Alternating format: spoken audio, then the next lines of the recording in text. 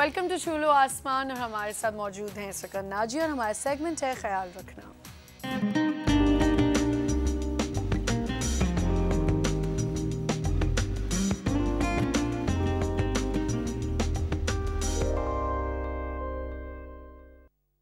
जी, और ख्याल रखना में हमारे साथ हैं डॉक्टर नाजिया। अस्सलाम वालेकुम नाजिया, क्या हाल है? बिल्कुल ठीक, आप कैसी हैं? बिल्कुल ठीक ठाक। नाजिया, एक्जिमा पे आज हमने बात करनी है। सबसे पहले नाजिया मुझे बताएं कि एक्जिमा किस तरह डायग्नोज होता है? देखिए, एक्जिमा के डायग्नोसिस के लिए ज़रूरी है कि आपका जो स्किन स्पेशलिस्ट है उसको एटलीस्ट पता हो कि एक्जिमा है क्या, पहली बात। लेकिन एक्जिमा की सबसे बड़ी बात यह कि आजकल स्किन पे जो भी चीज़ स्किन हट गई, थोड़े से खुश नज़र आने लगा नीचे की आपकी लेयर स्किन की, लोग बड़े आसानी से for every rash they consider it eczema because it's very easy to say कि ये एक्जिमा है। और कुछ ना कुछ भी हो, आप कुछ ना कुछ भी उसके ऊपर ऑइंटमेंट लगाएंगे तो क्या होगा कि वो एटलीस्ट ठीक होना शुरू हो जाएगा।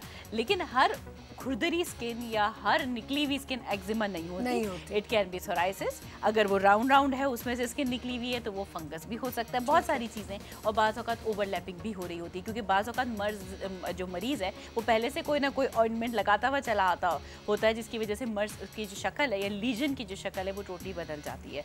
तो इट कैन हैपन, बट ये है कि अगर आप स्मार्ट हैं as a dermatologist then you can easily diagnose. इसको मिस आउट करना इतना मुश्किल नहीं है। एक्जिमा के टाइप्स बता दें क्या होते हैं? देखिए, सबसे मेजर जो होती हैं दो मोटी होती हैं, एक एंडोजीनस और एक एक्सोजीनस। एंडोजीनस वो होती है जो इंटरनल कॉजेज़ की वजह से होती है, एक्सोजीनस वो है जो बाहर की चीज़ों से लगती है। जैसे कि फॉर एग्जांपल मैं कपड़े धो रही हूँ, बर्तन धो रही हूँ, प्याज टमाटर काट रही हूँ, किसी भी किस्म की, ऐसा मेरा प्रोफेशन है जिसमें केमिकल्स और इस तरह की चीज़ें मेरे कॉन्टैक्ट में हाथ के आ रही है, जिसकी वजह से मेरे हाथों की स्किन उधड़ रही है, जल रही है, मुझे खारिश हो रही है।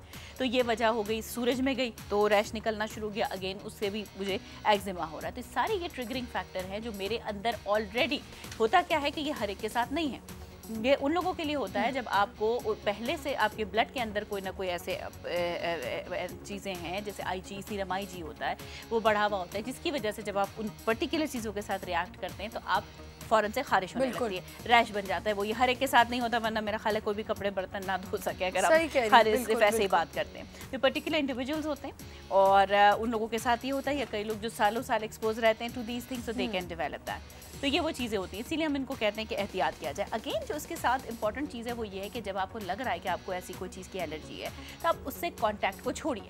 हमारे यहाँ ख़वातीन क्या करती हैं कि वो बर्तन धोए चली जा रही हैं, कपड़े धोए चली जा रही हैं, रुक नहीं रही हैं, इलाज करा रही हैं और उसके बाद उस इलाज के साथ वो कंसिस्टेंट नहीं है। एक्जिमा वंस आपके साथ अगर है तो आपको ज़्यादा अरसे तक उसका इलाज करना है, आप छोड़ नहीं सकते कि जी ऑल टुगेदर 4 दिन किया, 5वें दिन का नहीं, अब मैं थक गई। आप थक इसलिए नहीं सकती कि आप अपने आप को रोक नहीं रही हैं। आप रोकेंगी कैसे? हम कतई मना नहीं करते कि आप काम छोड़ के जो है 10,000 की नौकरानी रख के तो सारे काम उससे लें, हमने ऐसा नहीं कहा। हमने सिर्फ ये कहा है कि जो कॉमन सेंस के पॉइंट ऑफ व्यू से वो ये है कि रबड़ के मोटे ग्लव्स आते हैं, आप वो पहनिए और काम कीजिए। अच्छा, कपड़े बर्तन धोते हुए तो बड़े आराम से होता है, लेकिन कपड़े धोते वक्त जब आप कपड़े निचोड़ रहे होते हैं तो टेक्निकली पानी पीछे जाता है। तो आप ये कर सकते हैं कि अगर आपके घर में कोई सब हेल्प आ रही है तो आप ऐसा कर सकते हैं कि कपड़े उनसे कहें कि वो निकाल के आपको दे दें, या आप इस तरह से करें कि आपका पानी इधर ना कॉन्टैक्ट में आए। और नहीं कर सकती तो एटलीस्ट फिर आप पानी से मुझे एक और बताएं कि क्या नाजिया ये कंटेजियस है? नहीं, कभी भी। क्योंकि देखिए अगर हमारे घर कोई मासी भी आ रही है, उसको ये प्रॉब्लम है, कभी तो वो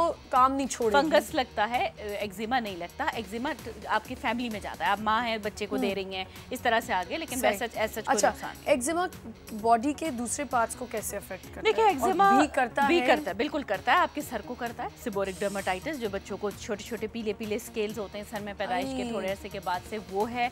इसके अलावा आपके किसी भी बॉडी के हिस्से को, हाथ और ये तो चले सबसे ज़्यादा, पेट जो ख़वातीन काम करती हैं तो वो आगे आता है, इससे लगता है, इधर तकलीफ होती है। पैरों में ये कपड़े धोते हुए पानी गिरता है तो अगेन ये, कई औरतें बैठ के बर्तन धोती हैं तो वो बर्तन धोने का वो है, वो भी लगता है। झाड़ू पोंछे करती हैं तो उसका पानी भी, चूंकि वो पैर से पोंछे लगा रही हैं या नहीं भी लगा रही तो सोल ऑफ द फीट उसके साथ अटैच वो लग रही है, अगेन वहाँ एक्जिमा हो रहा है। Everything that comes into the contact. लेकिन खाली हम डिटर्जेंट, सर्फ, साबुन, तो हमारे यहाँ चूँकि सफाई सुथराई का बड़ा रिवाज है, झाड़ू पोंछे करने का, तो इसलिए एक चीज़ है।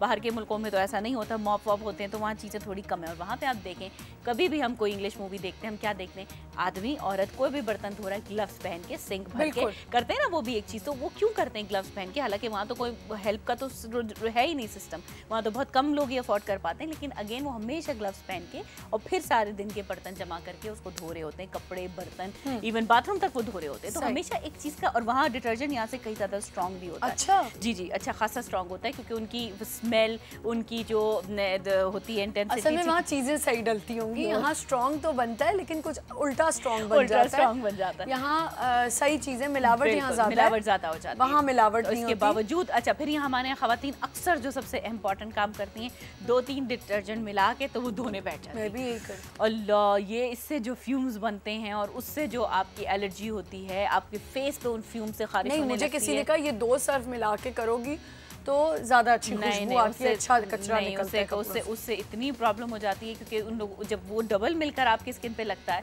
तो आपको बहुत इरिटेशन हो जाती है। अच्छा, सर्फ धोने के बाद भी मतलब कपड़े पे अगर जो सर्फ लगा, अच्छा कपड़ों पे सर्फ अगर सही से नहीं धुल रहा, मासी ने ऐसे ही जल्दी से कपड़े उससे भी आपको हो गया। अच्छा, ये जो फैब्रिक सॉफ्टनर आजकल चले में बहुत ज्यादा, बहुत अच्छी स्मेल देते हैं, बहुत अच्छे हैं, लेकिन कई लोगों को जब आप पैच टेस्ट कराते हैं वो उससे एलर्जी होती है। तो आप वो भी यूज करते हुए जरा एहतियात करें, देखें अगर आपके घर में किसी को एक्जिमा या किसी किस्म का प्रॉब्लम है। अच्छा, कुछ लोगों को साबुन से धोने की आदत होती है कपड़े। हर चीज, हाँ, हर तरह के लोग हैं जिनके अपने अपने अकीदे हैं इस बारे में कि जी नहीं, मैंने फिनाइल के बगैर तो काम ही नहीं करना, वो भी कितना पंजेंट है, वो तो ऐसे ही करना है। वो हर घर की खातून का अपना एक अकीदा है, चाहे वो खुद काम करती है, चाहे वो अपनी हेल्प से काम लेती है, लेकिन वो उस बारे में इतनी पर्टिकुलर होती है कि वो किसी की इंटरवेंशन कबूल नहीं करती। तो वो चीज़ें हैं। लेकिन देखिए, इन चीज़ों के इनडिस्क्रिमिनेट यूज से आप अपनी स्किन को खराब करते हैं। आप घर को चमका रहे हैं, उसमें कोई हर्ज नहीं है, बट ऐसा ना करें कि आपकी स्किन से लगे वो आपकी स्किन को खराब करे। और स्पेशली जो लोग शेफ हैं, जैसे अब हमारे यहाँ देखें ना, शेफ एज एन इंडस्ट्री चल रहा है, इतने कुकिंग चैनल्स हैं, इतने लोग पका रहे हैं, इतने लोगों में रुझान बढ़ रहा है, रेस्टोरेंट्स हैं, इतने लोगों में रुझान बढ़ रहा है मजीद पकाने का। घरों घर लड़कियां भी छुट्टियां हैं, सब बैठ के पका रही हैं, और बहुत अच्छी चीज़ है कि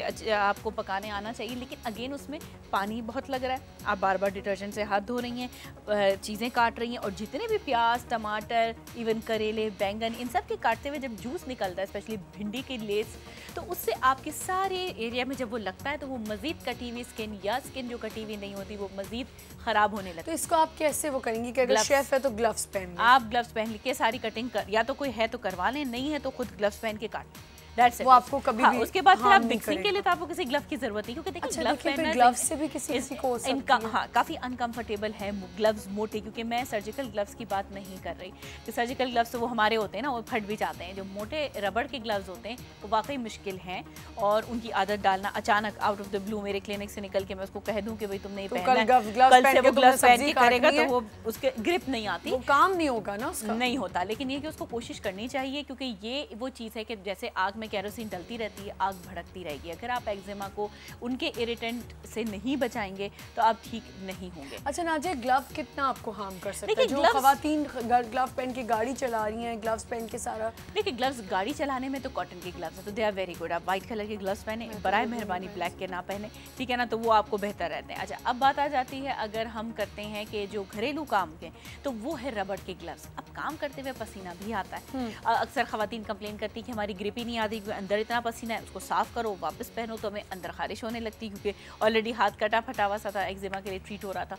तो ये वाकई एक मसला है, लेकिन आपको उसको साफ करना है, और जब आप इसको काम कर लें तो ग्लव्स को उल्टा करके जो अंदर का पोर्शन है उसको बाहर करके ड्राई करें धूप में, या धो लें उसको कुछ फ्रीक्वेंटली या डेली व्हाटएवर, हल्के पानी से, बहुत ज़्यादा उसको वो करने की ज़रूरत नहीं है। देन अंदर की साइड से इसको खोल के सुखाएं और प्रॉपर ड्राई कर लें, ताकि अंदर पसीना है और अंदर वो चीज़ है कि जो बार बार इरिटेट कर रही है। और ये कि अगर काम की ड्यूरेशन लंबी है तो आप उसको रिमूव कर लें थोड़ी देर, उसके बाद वापस पहन लें, थोड़ा ड्राई करके। यही किया जा सकता है, क्योंकि अगर आप अपने हाथ को डायरेक्ट टमाटर में सोचें डाल दें तो उसकी क्या हालत होगी। अच्छा नाजिया, कुछ लोगों को एक अजीब चीज़ होती है, ये उंगलियों के बीच में, एक तो एक्जिमा का मुझे नहीं पता होता कैसा है, छिलका उतर रहा होता है, छोटे छोटे जैसे वो नहीं होते स्केल्स होते हैं, और जैसे ऐसे पैरों में भी लग जाती तो आपकी स्किन वाइट हो जाती है, वाइट किस्म के पैचेस होते हैं। देखिए होता यह है कि दो चीज़ें हैं, अगर तो स्केल बन रहा है तो आपका डाउट सोराइसिस की तरफ जाना चाहिए, this all together a different disease. लेकिन आप जो बात करें खाली वाइट स्पॉट्स की, जो कि आपको लग रहा है कि किसी